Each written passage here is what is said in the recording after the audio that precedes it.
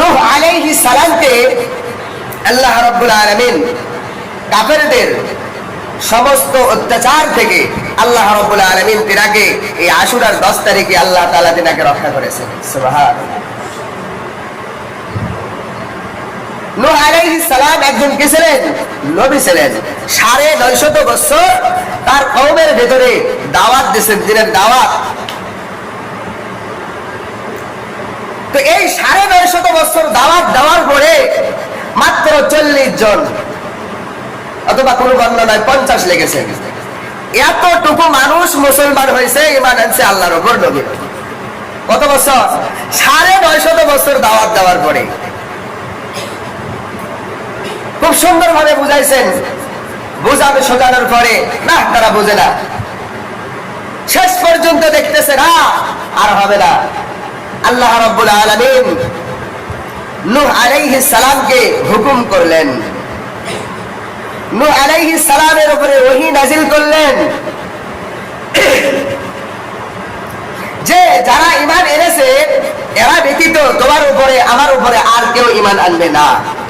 এটা আল্লাহ তাআলা মুসা আলাইহিস সালামকে জানাই দিলেন। বিসমিল্লাহির রহমানির রহিম।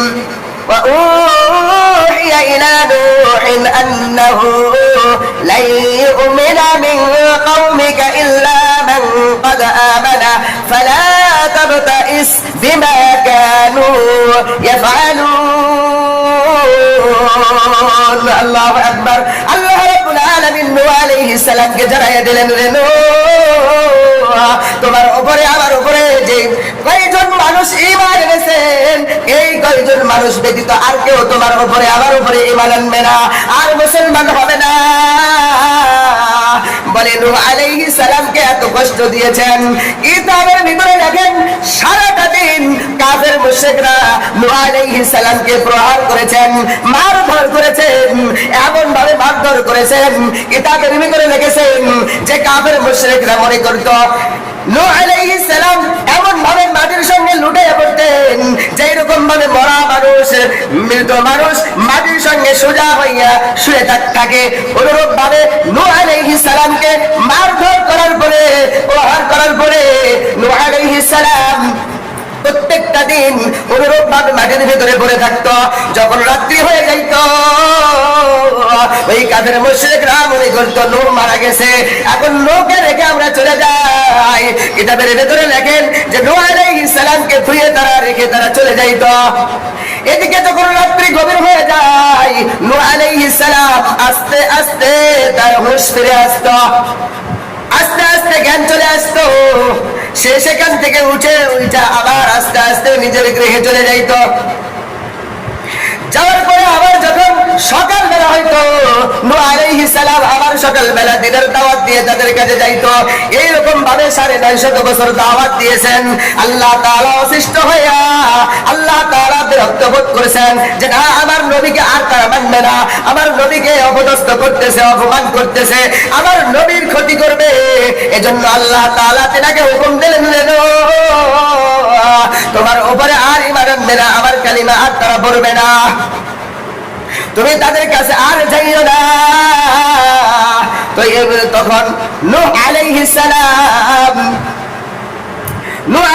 সালাম আল্লাহ তাআলার কাছে দোয়া করলেন। وقال نوح رب لا تذر على الأرض من الكافرين ديارا।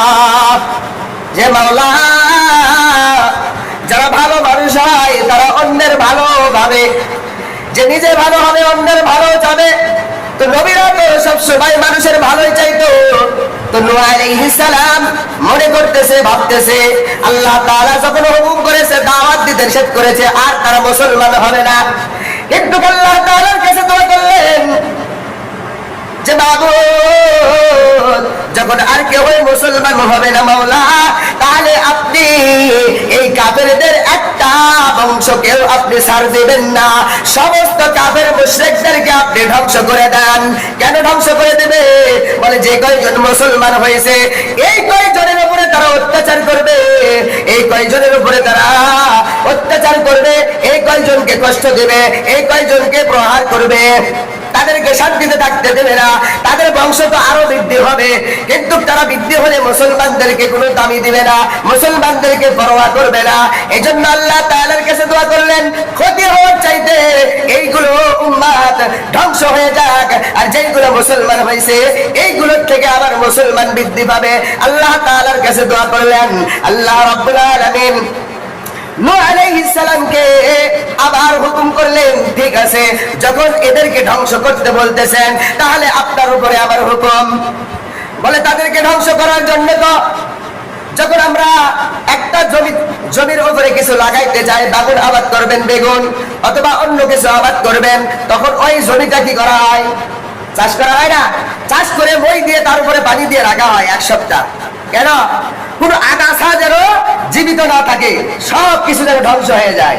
এমনকি পোকা মারার ঔষধ ঔষধও দেওয়া হয় যেন পোকা মাকড়ও না থাকে। কেন? এই জমির ভিতরে যেন একটা নিষিদ্ধ জিনিস না থাকে। আল্লাহ তাআলা নূহ আলাইহিস সালামকে এই জন্য হুকুম করলেন যে নূহ তুমি কিস্তি বানাও, নৌকা বানাও। এদেরকে ধ্বংস করতে হলে মহাপ্লাবন দিতে হবে, পানির দ্বারা এদেরকে ধ্বংস করতে হবে। একটা নিঃশ্বাস নেওয়ার মতো কোনো যেন জিনিস না থাকে, পানি দিয়ে আসমান জমিন এটা ভরে দিবে আল্লাহ রাব্বুল আলামিন। তো নূহ আলাইহিস সালামকে কিস্তি বানাইতে বলেছেন। তো নূহ আলাইহিস সালাম কিস্তি বানাইছেন। তো যাই হোক, সময় পার হয়ে গেছে আমার।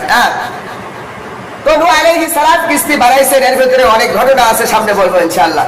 তো নূহ আলাইহিস সালাম শেষ পর্যন্ত সবকিছু ধ্বংস হয়ে গেছে, এর ভিতরে অনেক ঘটনা আছে। তো নূহ আলাইহিস সালাম শেষ পর্যন্ত আবার এই পানির উপরে ভাসতে ভাসতে আবার নূহ আলাইহিস সালাম জুরজি পাহাড়ের কিনারায় এসে আল্লাহ রাব্বুল আলামিন তিনাকে থামাইছেন। এই আশুরার দিনে, এই মুহররম মাসের 10 তারিখে আল্লাহ তাআলা তিনাকে এই মহাপ্লাবন থেকে বেঁচে আবার তিনার উম্মত থেকে আল্লাহ রাব্বুল আলামিন অনেক নবী রাসূল তারপরে আল্লাহ তাআলা এই দুনিয়াতে বানাইছেন, আমাদেরকে এখনো এই দুনিয়াতে বেঁচে রাখছেন নূহ আলাইহিস সালাম থেকে। সুবহানাল্লাহ। তো যাই হোক, আল্লাহ রাব্বুল আলামিন এই দিনে কিছু আমল দিয়েছেন, রোজা রাখা, বেশি বেশি তওবা করা। আগামীকাল তারপরের দিন অথবা রোববার সোমবার যে কোনো 2 দিন আমরা রোজা রাখবো ইনশাআল্লাহ। যারা রাখবো, আবার মা বোনেরা আছে তাদেরকেও বলবেন, আরে মাসটা পুরোটাই রোজা রাখা যায়, যখন ইচ্ছে যেই